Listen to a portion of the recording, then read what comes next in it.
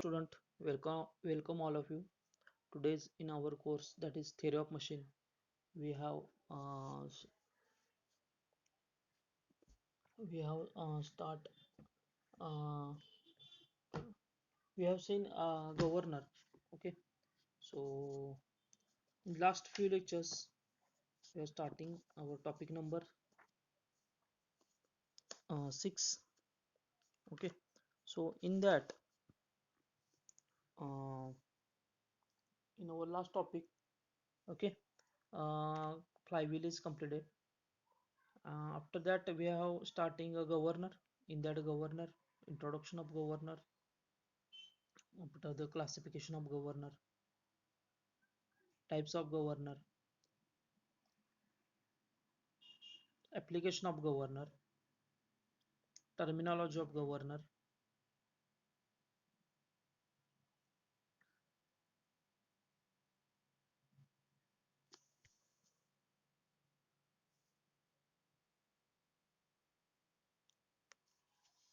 uh, After terminology we have starting from sentable governor.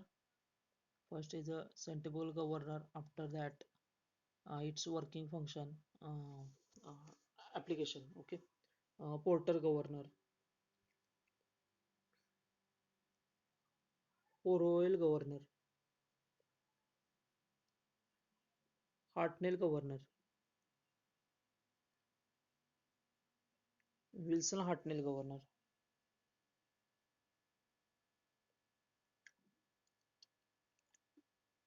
after Pickering governor. Okay, all these governors we have already completed its working, construction. Okay, construction and working. After that, today's we have see we have study Hartung governor. Okay, so let's start our today's lecture. So this is a Hartung governor. Okay, आता आपण हर्टंग governor जे आहे त्या हर्टंग गव्हर्नरचं पहिला काय करूया, construction बघूया अशा पद्धतीने आहे, कसे पार्ट्स आहेत. सो याच्यामध्ये बेल क्रँक लिव्हर आहे. आता बघा, जस्ट सुरुवात स्टार्टिंग फ्रॉम हा जो शाफ्ट आहे सेंट्रल शाफ्ट. ओके, त्याच्यानंतर स्लीव, प्रत्येक गव्हर्नरमध्ये स्लीव आहेच. त्यानंतर रोलर आहे, हा बेल क्रँक लिव्हर आहे. Okay, this is the bell crank lever. त्याच्यानंतर आपण बघितलं, ही फ्रेम आहे, फ्रेम अटॅच केलेला आहे, ही अशी फ्रेम आहे टोटल. त्या फ्रेमला काय केलेलं आहे, तर ही हा जो बेल क्रँक लिव्हर आहे, त्या बेल क्रँक लिव्हरला इथं काय केलेलं आहे, तर फ्लाय बॉल आहे. Okay, this is the fly ball. After that spring is attach to frame. Spring is attached to frame. This is the frame. Okay, this is the spring balls. Okay, आता बघा last आपण जे बघितलं governor. Okay, इथं आपण जे बघितलं Wilson Hartnell governor, थोडस त्या टाइप मध्येच आहे. ओके, विल्सन हार्टनेल गव्हर्नर मध्ये जे स्प्रिंग प्रोव्हाइड केलेली, जे बॉल्स होते फ्लाय बॉल्स, त्याला स्प्रिंग आपण अटॅच केलेली, त्याच पद्धतीने इथं थोडस आहे. इथं कळेल तुम्हाला.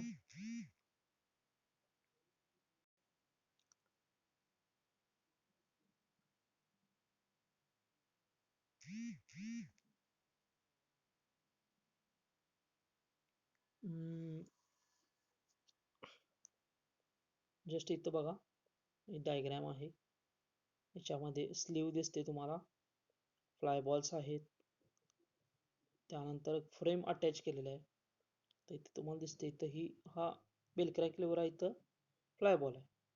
आता ही फ्लाय बॉल काय केलेलं आहे, स्प्रिंग, फ्लाय बॉलला स्प्रिंग अटॅच केलेलं आहे.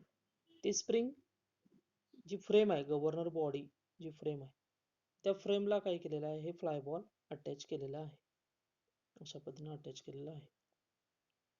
नंतर हा रोलर आहे,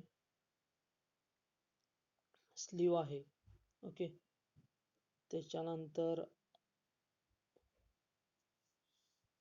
so this he G frame आहे ती गव्हर्नर बॉडी फ्रेम आपण त्याला म्हणतो. Okay, so this is a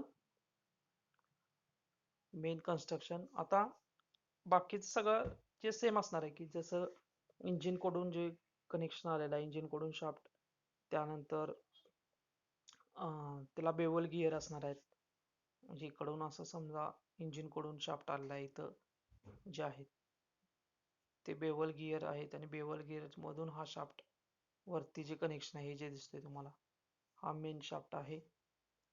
त्याच्यानंतर त्याच्यावर स्लीव आहे. स्लीव मध्ये जसं आहे पूर्वी आपण बघितलेलं आहे, फ्लायबॉल आहे स्लीवला अटॅच केलेला आहे आणि त्या फ्लायबॉलला काय केलेलं आहे, स्प्रिंग अटॅच केले, ती फ्रेमला अटॅच आहे. Okay, so Hartung type spring controlled governor as shown in figure. In this, the vertical arm of the bell crank lever are fitted with the spring balls which compressed against the frame of governor when the rollers at the horizontal arm press against the sleeve. The Hartung type spring control governor. आता इथं हा पुन्हा काय आहे, spring न जे control होणारे governor त्यामधला एक टाईप एक आहे, तो म्हणजे spring control, Hartung spring control governor. आता याच्यामध्ये in this vertical arm of bell crank lever are fitted with the spring balls. Vertical arm of bell crank lever, हे बेल क्रॅन्क लिव्हरचा जो बघा, एक होरिझोंटल आर्म आहे, एक व्हर्टिकल आर्म आहे बेल क्रॅन्क लिव्हर मध्ये, आणि हा जो व्हर्टिकल आर्म आहे त्याला आपण फ्लायबॉल अटॅच केलेला आहे आणि त्याला मग स्प्रिंग अटॅच केलेले आहे. So vertical arm of bell crank lever are fitted with the spring balls which compressed against the frame of the governor when the rollers at the horizontal arms press against the sleeve. So rollers जे आहेत at the horizontal arms press against the sleeve, म्हणजे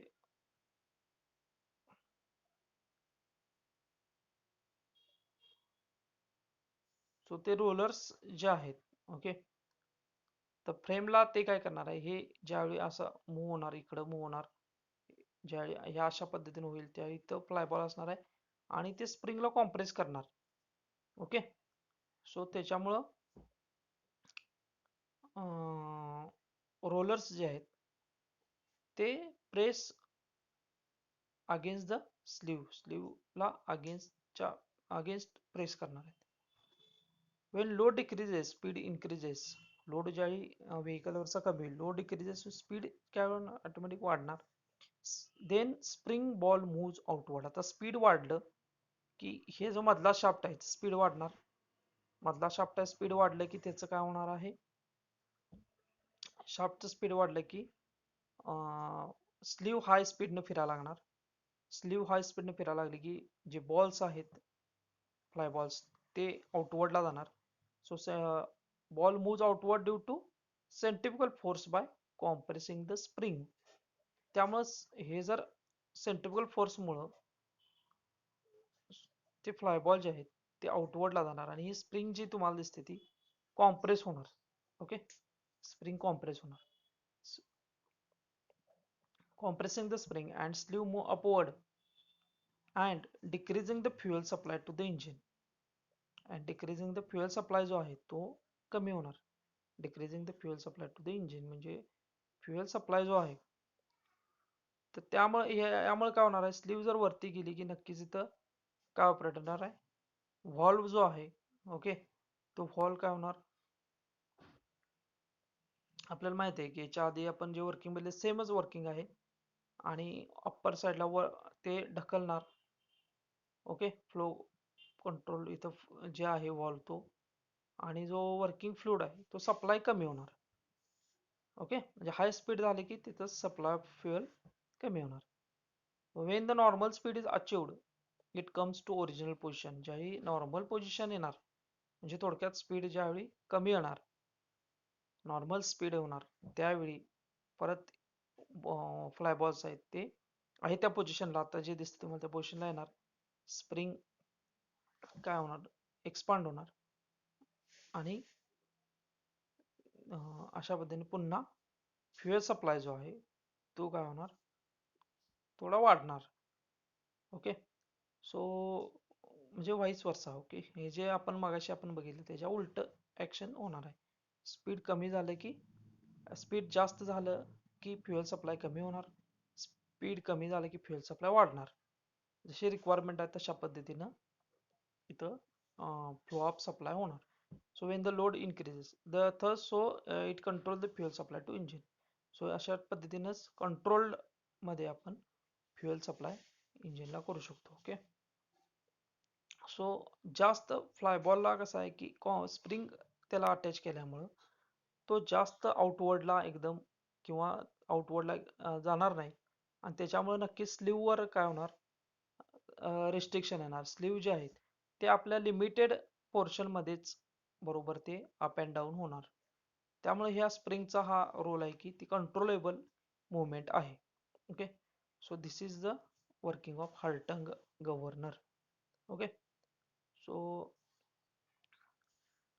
next part is comparison between flywheel and governor. आता आपण बघूया की flywheel आणि governor हे एकाच चॅप्टरमध्ये एका टॉपिकमध्ये, मग त्याचा दोघांचं काय, दोघांच्या मध्ये डिफरन्स आहे, हे अशा पद्धतीनं हर्टंग गव्हर्नर आहे.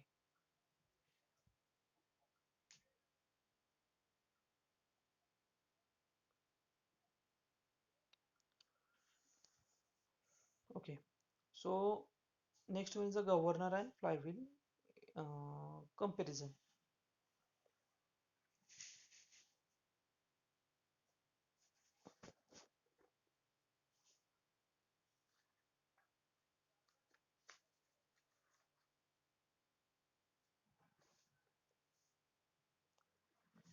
So governor and flywheel. What is governor and what is difference between the governor and flywheel? Governor is a regulates the mean speed of the engine when there is a variation in load. Mean speed इंजिनचं जे आहे तर ते काय करणार आहे, regulate the mean speed regulate करणार when there is a variation in load. जसा load very होईल तसं स्पीड याच्यात रेग्युलेशन होणार. ओके. आणि फ्लायव्हील मध्ये it control the speed variation cause by the fluctuation of the engine turning moment during each cycle of operation. आता flywheel जे आहे ते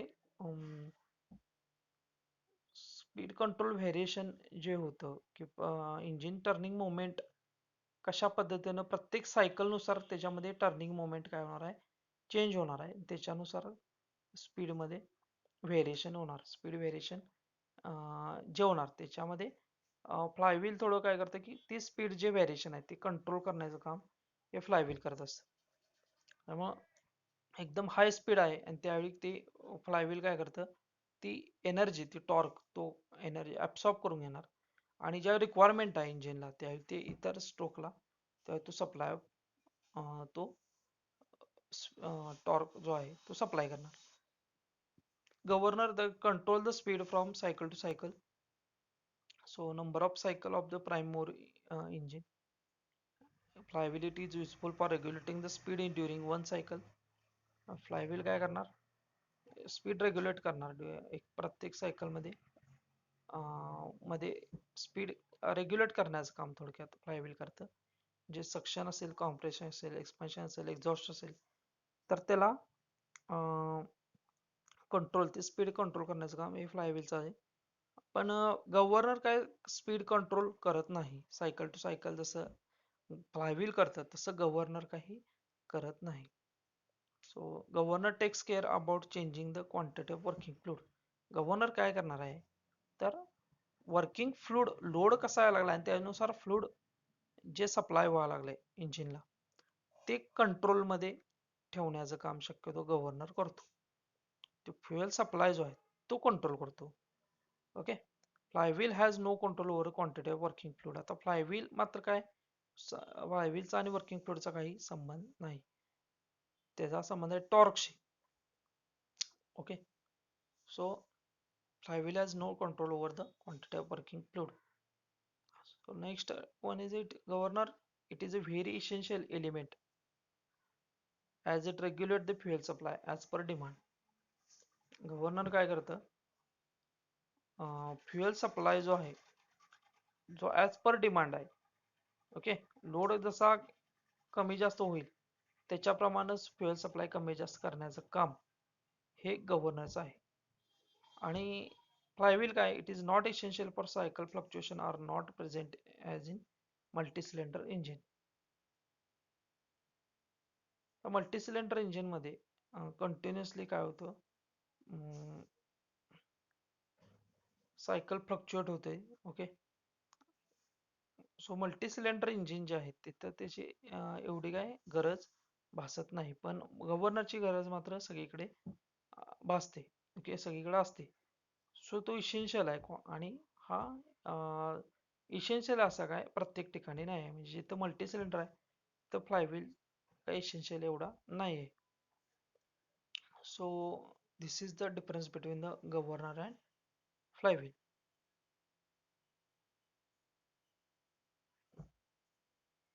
सो हा जो टॉपिक आहे, ओके, ह्यामध्ये आता आपण फर्स्ट बघितला आपण फ्लायव्हील, त्यानंतर दुसरा पार्ट आपण बघितला गव्हर्नर. तर नेक्स्ट जो पार्ट आहे तो आपण बघणार आहे तो म्हणजे बॅलन्सिंग. ओके. सो नेक्स्ट पुढच्या पार्टमध्ये आपण बॅलन्सिंग आपण बघूया. So thank you very much for students.